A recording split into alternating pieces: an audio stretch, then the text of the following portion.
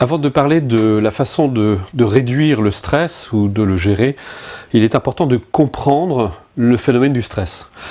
Tout d'abord, il y a 3 éléments que l'on doit prendre en considération. D'abord, ce que l'on appelle le stresseur ou l'agent stresseur, l'événement extérieur, le phénomène qui déclenche, qui induit la réaction de stress. Le deuxième aspect, c'est la réaction par rapport au stress. Personne n'est égal devant le stress. Vous pouvez d'ailleurs voir sur les schémas qui défilent en ce moment devant vous ces 3 niveaux. Donc dans la réaction du stress, on peut voir qu'effectivement il y a une montée en puissance de nos réactions par rapport à une situation. Face à un même événement, personne n'aura la même réaction. Cela dépend de très très nombreux facteurs sur lesquels on viendra ensuite. Ensuite, nous avons, une fois que le stress est passé, que la réaction a eu lieu, nous allons entrer dans une phase de ce que l'on appelle de récupération. Là aussi, personne n'est égal. Il y a des personnes qui vont récupérer très vite par rapport à un même stress, d'autres personnes qui vont mettre beaucoup plus de temps. Donc cette phase de repos, cette phase où on va retrouver notre calme, on va retrouver nos esprits, où on va rétablir un niveau moyen normal de stress, va être plus ou moins longue selon les individus. Alors on peut voir sur la deuxième courbe, on peut essayer d'imaginer un petit peu ce que serait le stress, ce qu'on pourrait appeler un stress dit normal dans la vie de quelqu'un. Vous avez un événement stressant à l'extérieur, vous avez une réaction par rapport au stress qui est plus ou moins importante, et puis une phase de récupération. Mais là, on arrive à complètement récupérer de son stress avant qu'un nouveau stress ne revienne. Donc à nouveau, on se retrouve avec une réaction par rapport au stress, une phase de récupération, etc. Donc ça, on a tous, tout au long d'une journée, des petits stress, des grands stress, etc.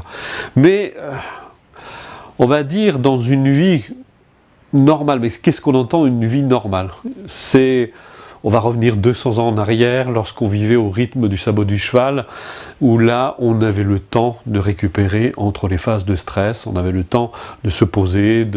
Aujourd'hui, c'est plus difficile, et cette situation ressemble à la courbe que vous voyez maintenant, où vous avez un événement stressant qui se produit, une réaction par rapport au stress, on commence à récupérer, mais à peine a-t-on récupéré de son stress, un nouveau stress se produit, on a à nouveau cette réaction, phase de repos qui est plus ou moins longue, mais qui ne suffit pas et qui suffit de moins en moins par rapport à tous les stress que l'on vit.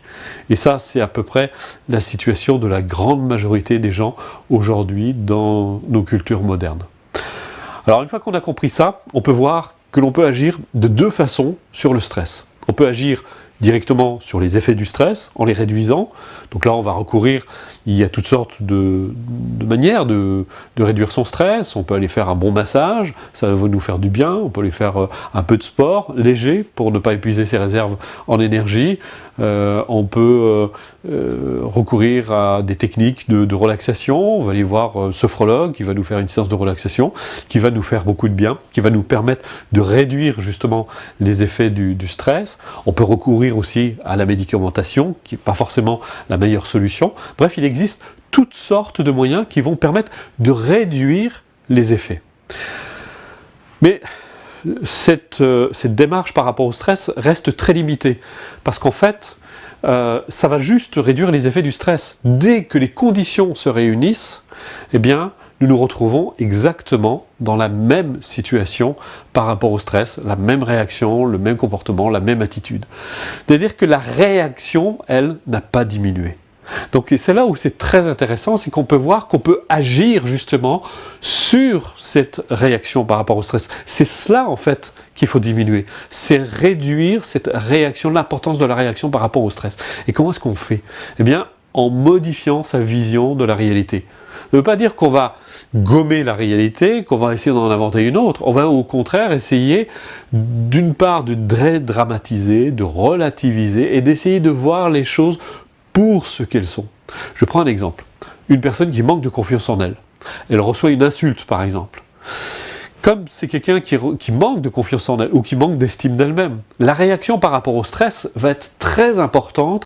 par rapport à une personne qui a vraiment confiance en elle. Donc là, on peut voir qu'on peut véritablement agir sur la réaction en aidant la personne à avoir davantage confiance en elle. Lorsque la personne aura une meilleure image d'elle, lorsqu'elle aura davantage de confiance, eh bien, on peut supposer que sa réaction par rapport au stress va être nettement moins importante.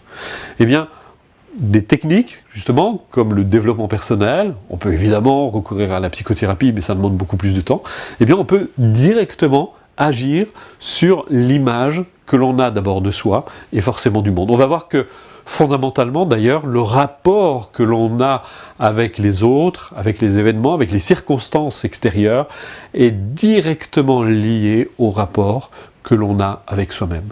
Donc là, on va voir que l'on peut véritablement agir à ce niveau-là. Et là, on parle non plus de réduire les effets du stress, mais de gérer le stress, de gérer en réalité ses propres réactions. On parle plutôt de gestion de soi. Voilà, c'est de cette façon que l'on peut se libérer du stress. Il n'y a pas d'autre possibilité. Et pour ça, sincèrement, je vous recommande d'utiliser le développement personnel qui, à mon avis, est vraiment la meilleure solution par rapport aux difficultés que vous pouvez rencontrer face au stress. Merci de m'avoir écouté. Au revoir.